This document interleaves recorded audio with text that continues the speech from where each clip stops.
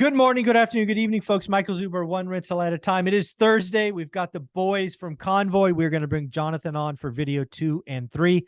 He's talking to clients, so we're going to let him do that. But we're going to talk to Dustin first. How you doing, buddy? What's going on, guys? Hey, Dustin, I want to talk about yesterday. I think yesterday was a pretty interesting day for a couple of reasons. And folks don't know, yesterday the Federal Reserve, Jerome Powell, raised interest rates 3/4 of a point. It's the second such move in the two previous meetings. We're now at 2 1/4. There is obviously, the market doesn't believe the Fed, right? Jerome Powell is saying, hey, boys, we're raising rates and we're going to keep doing it to beat inflation. And the market says, no, you're not, because the market took off and rates went down. The 10 years down. Dustin, what the hell is going on?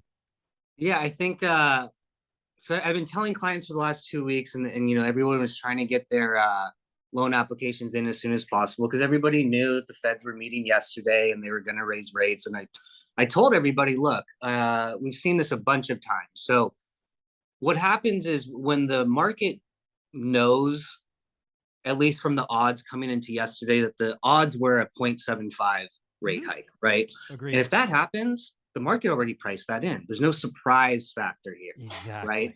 And a lot of it comes from what are the minutes after, what is actually Powell and their plans actually moving forward after they announced the big announcement of 0.75 or 100, right? So there was some, I guess, smaller odds or smaller chances of 100 basis points happening, but it didn't, right? And I told everyone I spoke with the last 2 weeks that kept asking, like, rates are going to go up 0.75. I need to lock this in. I need to get this in. Told them if they move rates 100, if the Feds do move rates 100, you will see a pretty big, substantial raise in rates. Because it was a surprise. Exactly. Because it was a surprise. So everything that I always try to, communicate to my clients is look, the federal fund rate does not mean mortgage rates are increasing by 0.75. That's funny. That's funny because, again, you live in the non-QM world, which, you take the stairs, right? Your rates are changing daily or hourly, right? I had Matt, the mortgage guy, on yesterday whose rates do change daily. In the same conversation, he's like having calls from people about, hey, the Fed's going to raise rates, so let me lock it in because I want to get in before 3/4 point move. Folks, this 3/4 point move has been priced in for about 4 weeks. Exactly. So and that's why when they got 7.5, you actually had a relief rally because some people, like, I think going into the meeting, it was like a 10% chance they would go 100. So it was like 90-10. So some of that came off. So that's rates are down, and they're down today as well. It's wild. So Matt, the mortgage guy's rates are probably better today. Your rates don't move quite that fast, I'm guessing. No, so I mean, like we do a lot of conventional stuff. A lot of our employees, like loan officers under me and John, that's kind of I'd say probably 50% of their business. John and my business is still probably 90% non-QM, to be honest. But the rates were down yesterday, which is what's funny because of the fact that Powell said he's going to start, or the Feds are going to slow down the amount of rate hikes happening, right? Dude, it was that one. I have listened to the conference twice. That was the one statement. One statement that the market latched onto. The Fed's going to slow the pace. Now, again, I am not a Powell fan. I think he is too soft. I think he is too focused on communicating. So again, I am not a Powell fan. I think he's weak.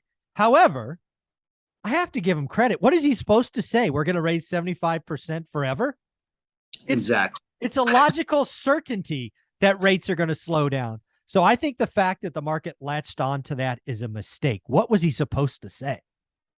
He's always done a good job, and I'll give it to him, of putting a play on words and dancing around what he actually, the fact that he's slowing it down, yes, because he can use the play on words that he can't continue to raise rates forever, 0.5 every time. It just can't. It's a mathematical certainty. He can't do that, folks. So I actually think it was a huge mistake for the market to rally, because I think they took that statement, then they twisted it, they convoluted it with, oh my God, the economic's bad, we're going to have a recession. And you know what? Kathy Wood is right. We are going to pivot in September. That's what I think the market believes. We're going to pivot in September. I'm like, you guys are smoking crack. You are addicted to 40 years of drugs and alcohol. The Fed has put you into freaking therapy or whatever that's called. You are having an intervention, and right now you don't like the intervention. I think the market's wrong, but not today, I guess. Yeah, I mean, because now, I mean, what's funny, they're still keeping their federal funds target rate at what, 3.25, 3.5, and if we move, what is it, 0.5 in September, which is what it's looking like. I think I saw that. That's the highest odds right now. Right, it is. Maybe I wouldn't be surprised if they moved 0.25 in September. We'll see, but yeah, I don't want. I think they should just go to 75 in September and be not done with it. Yeah, rip the Band-Aid off already. Stop trying to downplay the fact that because yesterday I think the revised, what was it, Q2 was negative 0.9 for GDP, 0.9. Yeah, today, this morning. 2 quarters, and are we in a recession? Are we changing the definition? All that stuff has started. Yeah, I think it was a couple days, maybe it was on Monday, but with the White House tweet or you saw that, right? And there's a bunch of memes and all that, and like trying to rewrite, or Biden's trying to rewrite the definition of we're changing definitions of women in recessions. It's like women in recession. That's a good meme. As an economist, it's not technically true, but that's a funny meme. Yeah, because I mean, I just don't see any time in the next 6 months or even the next 12 months where we're going to see all of a sudden that the market is booming and we're not consistently seeing, the recession that I think we've been in for technically over a month, right? Yeah. I think the recession started July 1st. I don't think the Bureau of Economic whatever folks are going to call Q1, Q2 a recession, but it's funny. The business that you and I are in, housing, I think housing causes the recession. I think housing goes into a depression because transactions, this, right? You're in the mortgage business.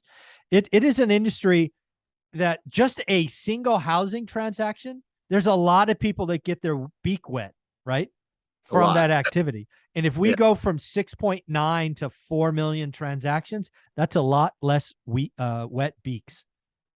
Yeah. I mean, like you said, there's a lot of people that in our industry, if you want to, make it a bigger umbrella from, loan officers, mortgage companies, real estate agents, appraisers, everybody that's involved is seeing those transactions go down. And I can tell you on our conventional side of our, QM side, our transactions for those are down. Actually, let me see the amount that, give me 1 second. So in March, Convoy had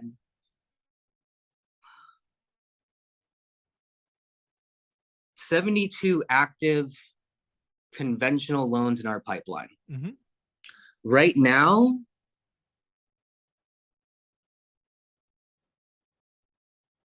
we have 42. Yeah. Okay, that's on our conventional side, right? Yep. I don't want to scare people. Now our non-QM side is significantly higher. And this is what people don't get. This is what I've been telling people. The conventional or the housing transactions for mom and dad, they're going to crash. I mean, it's going to be less. There will be lots less people in the business. There will be companies that go broke that were banking on conventional, especially conventional refi. Done. 83% collapse. You're done. But non-QM explodes from here, right? Because again, what is going to happen into a recession, especially a housing depression? Conventional is going to get tighter. Not even if rates go down, they're going to get tighter on the qualification. They're going to get tighter on this. So when you're doing non-DSCR loans and you're creating fun products like we're going to talk about in another video a second, which had to be done, amazing job. Non-QM is going to explode because investors that follow one rental at a time, we don't give a shit about interest rate. We put it in the spreadsheet. It's simply one variable, and we are only writing great deals. We will find the motivated sellers, and we will get deals done. I don't go conventional. It's too much headache. But I'm going to go non-QM, and I'm going to take you up on one of these seconds once it comes out because I got a bunch of properties with crazy low 30-rate mortgages with gobs of equity. I ain't refining. So if you don't give me a second, I'm not touching it. You give me a second, I don't give a rat's ass of the seconds and the eights. Works for me. So again, this is an exciting time. Conventional, of course it's down. Of course it's down. I'm shocked it's not down more. But yeah. But It's again, going to keep coming.